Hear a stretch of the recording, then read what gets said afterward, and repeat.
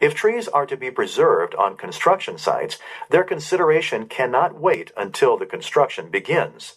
In fact, the earlier in the process that an arborist becomes involved, the greater the chances for success. Although arborists were rarely involved in the development process in the past, they are now becoming a more integral part of the process.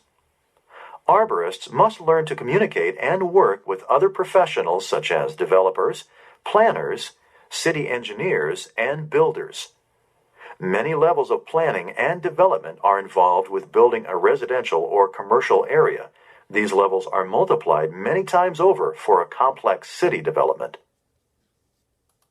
Standards and specifications exist for the design and construction of buildings, installation of utilities, building roads and other paved surfaces, and every other aspect of development. However, few professionals in these areas of specialization are knowledgeable about tree requirements. The arborist should work with the builder and developers to determine which trees are to be preserved and which should be removed.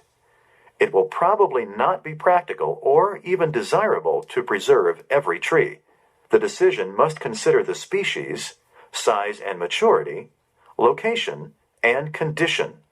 The arborist should evaluate the condition of each tree and its suitability for preservation. Only healthy, structurally sound trees should be preserved. In addition, it is necessary to take into account the tree's tolerance of construction activities. The largest, most mature trees are not always the best candidates for preservation. Younger, more vigorous trees can usually survive and better adapt to the stresses of construction. Evaluating suitability of individual trees or stands for preservation is one of the most important tasks for the arborist. This analysis is needed very early in the planning process.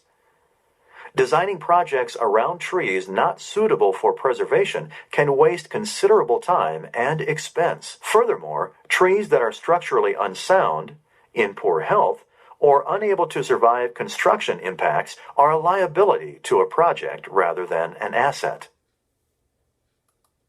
Trees should be inventoried, mapped out, and considered along with all other landscape features, such as built structures, wetlands, and wildlife habitats, during the preliminary design phase.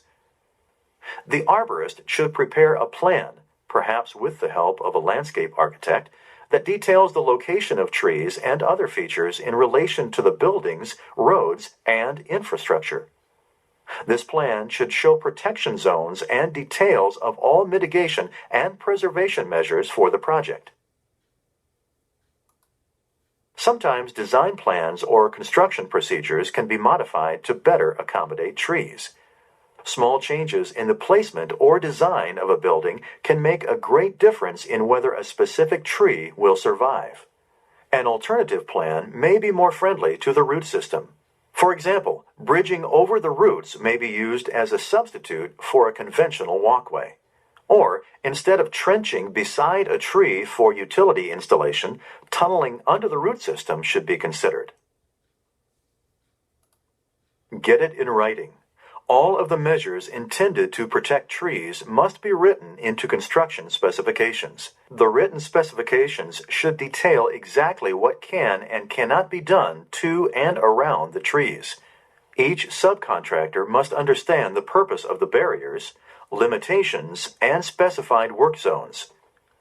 It is a good idea to post signs as a reminder. Fines and penalties for violations should be built into the specifications. The severity of the fines should be proportional to the potential damage to protected trees and should increase for multiple infractions.